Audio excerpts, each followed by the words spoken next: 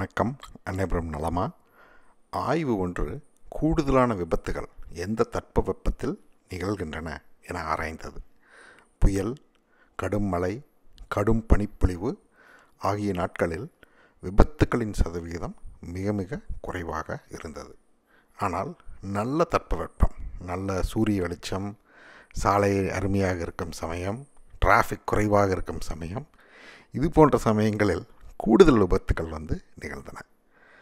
என்ன காரணம் என யோசித்தால், புயல், மழை சமயம் மக்கள் மிக எச்சரிக்கையாக வாகனங்களை ஓட்டுகிறார்கள். ஒரு 10 அடி தூரத்துக்கு மேலே எதுவுமே தெரியல அப்படிங்கும்போது மிக குறைவான வேகத்தில் நன்றாக கூர்ந்து கவனித்து வண்டிகளை ஓட்டுகிறார்கள். ஆனால் நல்ல தட்பவெப்பம் இருக்கும் சூழலில் செல்ஃபோன் பார்த்து கொண்டும் அலட்சியமாகவும் கார் ஓட்டுகிறார்கள், வேகமாக ஓட்டுகிறார்கள், பிரேக் சரியாக போடுவது கிடையாது. ஸோ இதனால் விபத்துக்கள் கூடுதலான விகிதங்களில் நிகழ்கின்றன. அதனால் நெடுஞ்சாலையில் தான் பெரும்பாலான விபத்துக்கள் நிகழ்கின்றன என நாம் நினைப்போம். ஆனால் பெரும்பாலான விபத்துக்கள் ஒருவரின் வீட்டிலிருந்து 40 கிலோமீட்டர் தூரத்துக்குள் தான் நடக்கின்றன. ஸோ நெடுஞ்சாலையில் நமது வண்டி, கார் விபத்துக்குள்ளாகும் சாத்தியக்கூற்றை விட நமது வீட்டுக்கு அருகிலேயே வண்டிகள் விபத்துக்குள்ளாகும் வாய்ப்புகள் தான் கூடுதல். ஆனால் அதில் குறிப்பிட்டு சொல்ல வேண்டிய விஷயம், நெடுஞ்சாலை விபத்துக்களில் உயிரிழப்பு சதவிகிதம் மிக மிக அதிகம். ஆனால் வீட்டுக்கு கிட்ட நடக்கிறது சின்ன சின்ன விபத்துக்கள் தான். அதாவது காருக்கு ஏதாச்சும் ஆகும், பைக்குக்கு ஏதாச்சும் ஆகலாம். ஆனால் பெரும்பாலும் நம்ம தப்பிச்சிருவோம். ஆனால் இப்போ அதையும் சொல்ல முடியாது.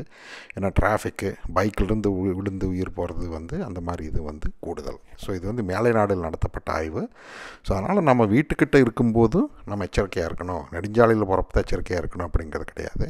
வீட்டுக்கிட்ட காரை ஓட்டும்போது எச்சரிக்கையாக இருக்கணும் என்பதை நாம் மனதில் கொள்ள வேண்டும். பழகின இடம், தெரிந்த இடம் என்பதால் நாம் மிக மிக அலட்சியமாக இருப்போம். அப்போது தான் நம்மை ஆபத்துக்கள் சூழ்கின்றன. தெரிந்த தொழில், நெருங்கிய நண்பன், நெருங்கிய உறவினர், சொந்த ஊர் மக்கள், இவர்களிடம்தான் பலருமே மாறுகிறார்கள். தெரியாதவருக்கு நீங்கள் தொழிலில் கொடுக்கும் கடன் திரும்ப வரும். ஏன்னா நீங்கள் தேவையான கையெழுத்து வாங்கிட்டு, முன்னேற்பாடுகளை பண்ணிவிட்டு, பிளாங்க் செக்கில் இன்னும் அந்த தொழிலுக்கு உண்டான முன்னேற்பாடுகளை செய்துவிட்டு தான் நம்ம கடனை கொடுப்போம். அதனால் அது திரும்ப வந்துடும். ஆனால் அண்ணன், தம்பி, மாமன், மச்சான், தெரிந்தவர்கள், இவர்களுக்கு கொடுக்கும் கடன் தான் திரும்ப வருவது கஷ்டம். என்னம்மா இப்போ நமக்குள்ளே என்ன பத்திரம், அக்ரிமெண்ட்டு அப்படின்ட்டு அவங்க சொல்ல மாட்டாங்க. நம்ம சொல்லி பத்திரம் இல்லாமல் கடன் கொடுப்போம். அப்புறம் அது வருவதற்கு தாமதமாக நாம் தான் நிறையா நடந்துகிட்ருக்கணும்.